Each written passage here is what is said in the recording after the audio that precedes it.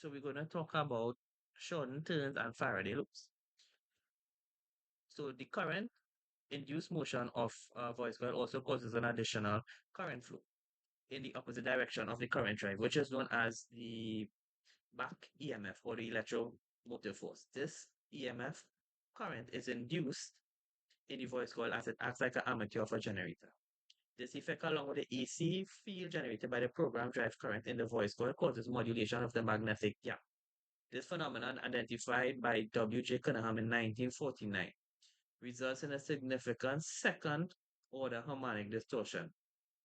Further investigations of this effect have shown the modulation of the field is different depending on which direction the coil is traveling throughout the field. It is a non-symmetrical effect. This non-symmetrical effect phenomena occurs in the path because the pole piece acting like a transformer coil is in coincidence with the coil shortest rearward travel and only partially coincidence on the forward travel of the coil as it excurts beyond the limits of its X-max. It is also suggested that the voice coil flux interacts with and modifies the shape of the fringe field. This observation, at least in part, explains the benefit gained from the push-pull configurations. The most obvious solution is to use a sufficiently high level of permittivity in the iron next to the voice coil. So the metal is always saturated, which results in the negligible modulation of the magnetic circuit.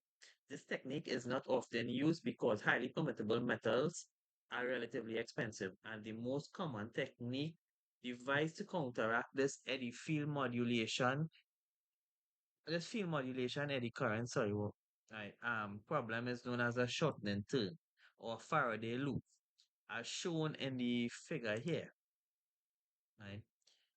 Now, the application of the shortened turn has several variations, but all accomplish the same task by generating equal and opposite fields so induced by the voice coil. So, in the diagram here, you're going to see A, which takes the form of a conductive coating such as copper over the pole tips, and B shows a copper cap over the pole piece. C has a copper cylinder surrounding the pole piece, and D illustrates the positioning of a shortened ring or flux stabilizing ring, sometimes made of aluminum around the base of the pole piece. The shielded pole piece method has added benefit of causing decrease in effective voice coil inductance, which results in a rising frequency response. The location and the amount of shielding can be juggled to control a midband and upper driver response. The shorted ring at the base of the pole piece acts to reduce second harmonic distortion, like the shielded pole piece methods, but does not affect the voice coil inductance and upper range response nearly as much. Although decreasing distortion is one of the benefits of the shortening turn method, controlling the mid and upper frequency response behavior is more often the consideration. So now we have this illustration here. Well, this is figure. Right. So this illustrates the upper frequency response changes from the T-pole and the copper shortening rings. The comparison of the same driver Bravo 5.5 polycone woofer with and without the T-pole and shortening ring combination. Note the response of the T-pole shortening ring begins above 500 Hz and has as much as a 3 to 4 dB greater SPL than the version without the pole enhancements due to the loss in the eddy current. So, as you can see, it makes a big difference, right? A very huge difference in the graph here. So now we have